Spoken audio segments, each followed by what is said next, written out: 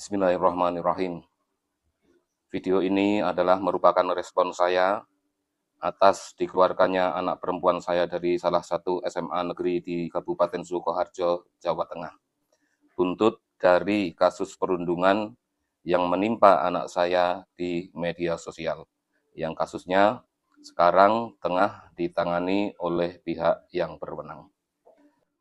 Video ini juga saya buat sebagai bentuk klarifikasi sekaligus kontra narasi bagi pihak yang merundung anak saya dan bagi mereka yang berperan sebagai pendukung narasi-narasi mereka di media sosial.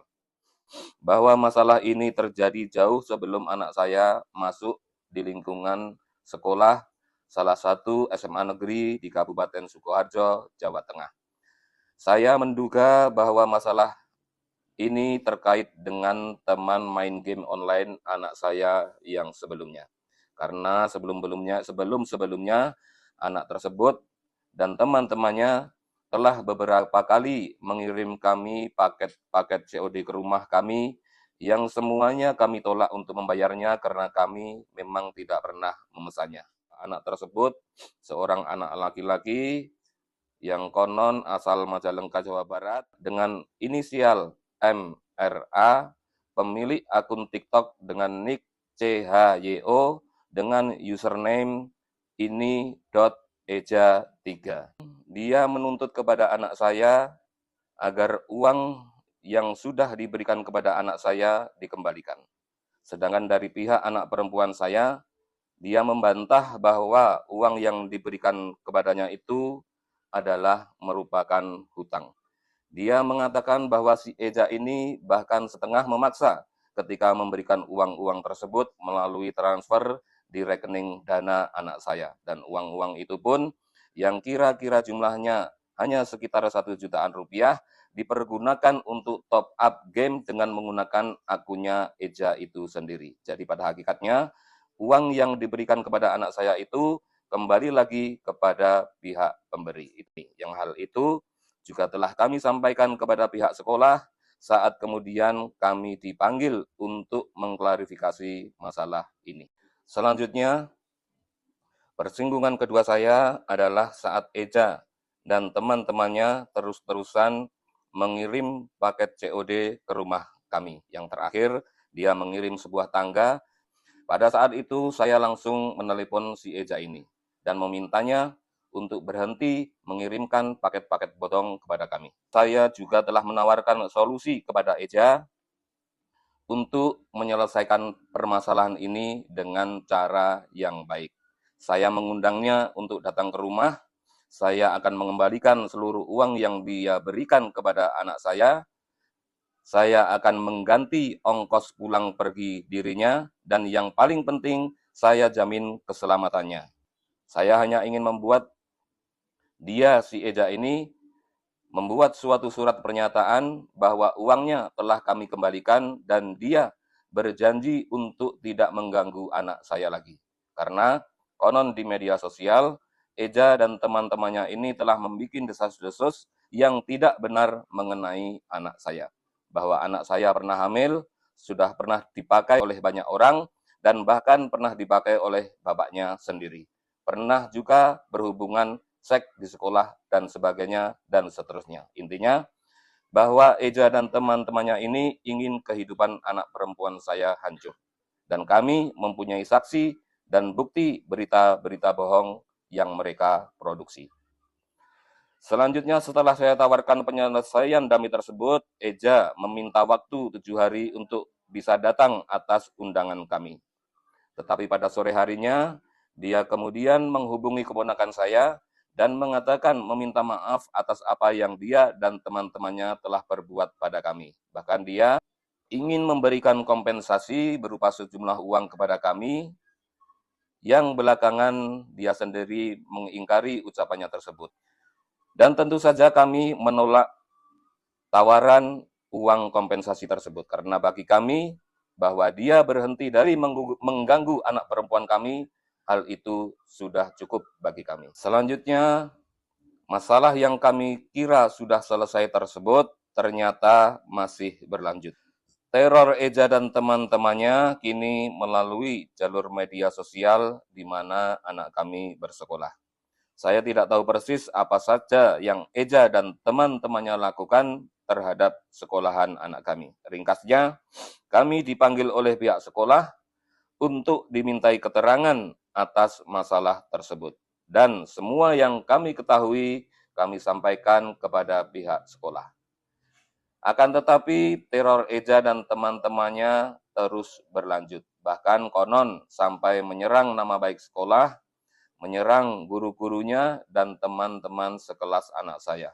Walhasil, kami sebagai pihak orang tua dipanggil lagi ke sekolah, diminta untuk segera menyelesaikan masalah tersebut. Dan di dalam pertemuan itu, rekomendasi dari pihak sekolah yang pertama adalah agar kami segera mengembalikan uang Eja itu tanpa syarat. Tetapi pihak sekolah juga tidak memberikan jaminan apa-apa, seandainya uang itu kami kembalikan, tetapi Ejanya tetap tidak mau menghentikan terornya kepada kami. Tidak ada jaminan apapun dari pihak sekolah. Hitung-hitung bersedekah, begitu kata pihak sekolah. Selanjutnya, rekomendasi yang kedua adalah agar kami melaporkan Eja dan kawan-kawannya ini ke pihak kepolisian. Dan ini adalah permintaan sekolah untuk yang kedua kalinya. Pada kali pertama, pihak sekolah merekomendasikan agar kami melapor kepada pihak yang berwajib. Kami tidak langsung mengiyakan atas pertimbangan bahwa Eja dan kawan-kawannya ini masih anak-anak di bawah umur. Yang kedua adalah bahwa saya masih berharap mereka akan menyadari kesalahannya, bahwa kalaupun toh benar anak saya mempunyai hutang pada mereka, maka perbuatan mereka mengintimidasi, menteror, dan menyebarkan fitnah terhadap anak saya, hal itu tetaplah salah dari segi hukum positif maupun dari segi norma agama. Selanjutnya, rekomendasi yang ketiga yang diberikan oleh pihak sekolah adalah agar kami memindah sekolahkan anak kami dari sana. Dan ini adalah merupakan hal yang aneh bagi kami. Menjadi korban bullying di media sosial, kemudian dia juga dibully oleh teman-temannya di sekolah, sekarang dia diminta dengan halus untuk dipindah sekolahkan. Dengan alasan bahwa anak saya dianggap menyebabkan rusaknya kredibilitas sekolah di mata publik. Dan selanjutnya adalah apa sikap kami terhadap ketiga rekomendasi dari pihak sekolahan. Poin pertama rekomendasi, kenapa kami tidak mau memberi secara cuma-cuma yang oleh pihak sekolahan dianggap sebagai hitung-hitung sedekah adalah karena kami sudah membuktikan dengan mata kepala kami sendiri bahwa Eja dan kawan-kawannya ini adalah orang yang sama sekali tidak dapat dipercaya omongannya. Jadi ketika kami mengingatkan Eja ini bahwa dia sudah pernah meminta maaf, bahkan dia ingin memberi ganti rugi atas semua perlakuannya pada anak perempuan kami, dia dengan entengnya menjawab bahwa hal itu cuma bohong. Maka kesimpulan saya adalah bahwa Eja dan teman-temannya ini hanyalah sekumpulan orang-orang munafik yang pengecut, yang tidak bisa dipercaya, yang tidak bisa dipegang ucapannya. Selanjutnya alasan yang kedua kenapa kami tidak mau memberikan uang itu secara cuma-cuma atau secara tanpa syarat adalah karena narasi yang dikembangkan oleh Eja dan kawan-kawannya ini bahwa kami adalah sebagai pihak yang bersalah. Maka jika kami memberikan uang itu dengan cuma-cuma atau tanpa syarat, maka kami berarti membenarkan narasi-narasi mereka tersebut. Yang hal itu berarti kami membenarkan seluruh berita bohong yang telah mereka produksi. Yang sayangnya, teman-teman sekolah anak saya juga turut menyebarkan berita bohong tersebut di sekolahan. Itulah dampak moralnya jika saya memberikan uang itu tanpa syarat atau secara cuma-cuma. Jadi hitung-hitung sedekah menurut sekolahan itu akan merugikan kami secara moral di mata masyarakat. Itulah yang tidak disadari oleh pihak sekolahan. Selanjutnya, rekomendasi yang kedua dari pihak sekolah yakni agar kami melaporkan kasus ini kepada pihak yang berwenang. Setelah kami berkonsultasi dengan penasihat hukum, maka kasus ini ternyata bisa dibawa ke ranah hukum.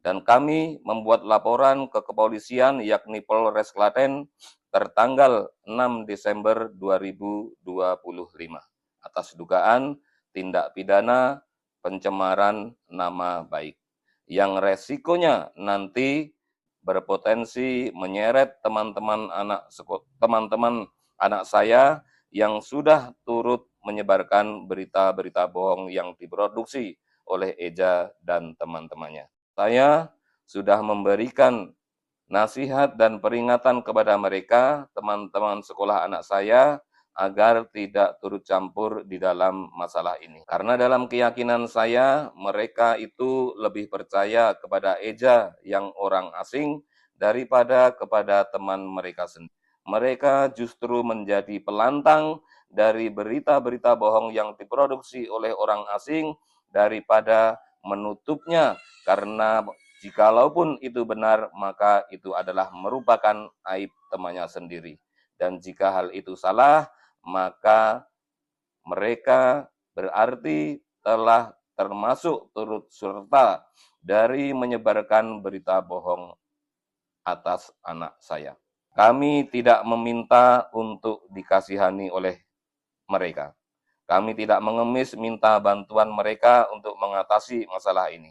Tetapi setidaknya tunjukkanlah sedikit empati dengan dia ini. Jangan justru terus berkomunikasi dengan Eja dan kawan-kawannya di dalam masalah ini. Bahkan chat WA saya yang saya maksudkan untuk mengingatkan mereka, menasehati mereka, ternyata chat itu diteruskan kepada Eja yang tentunya membuat Eja dan kawan-kawannya ini semakin marah kepada kami.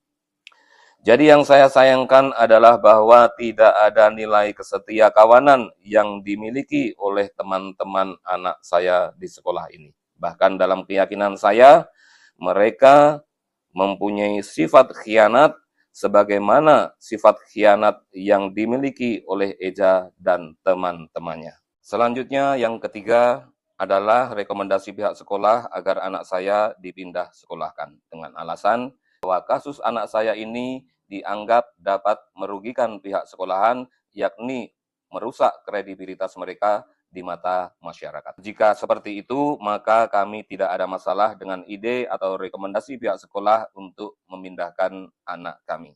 Meski hal itu tetap terasa janggal bagi kami.